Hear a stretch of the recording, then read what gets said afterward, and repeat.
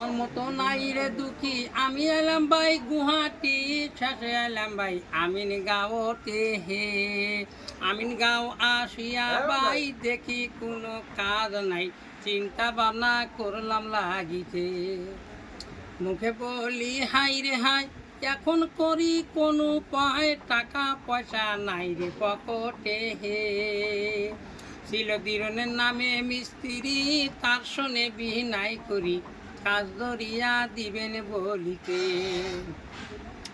তাদের মুখে দয়া হলো কাজে নিয়া ভর্তি করলো শুনবে জানাবার তাহার হিস্টোরি 2 নাম্বার গুদামকার জঙ্গল ছিল বরাবর ফার্স্টে আমরা জঙ্গল সাফ করি তারপরেতে মাটির কাম গাড্ডা খুদা নানান কাম তারপরেতে পানির বাসা যাহাম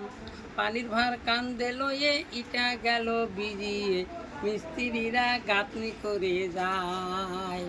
সকল কাম দাও সারিয়া যাও না ভাড়া বান্দিয়া ভাড়া বানা কাজ দিল আমায় ভাড়া বানা কাজের কথা শুনলে পারে ঘুরায় মাথা অনেক রকম বুদ্ধি লাগে ভাই ভাড়া বানা কাজের কথা শুনলে পারে ঘুরায় মাথা অনেক রকম বুদ্ধি লাগে ভাই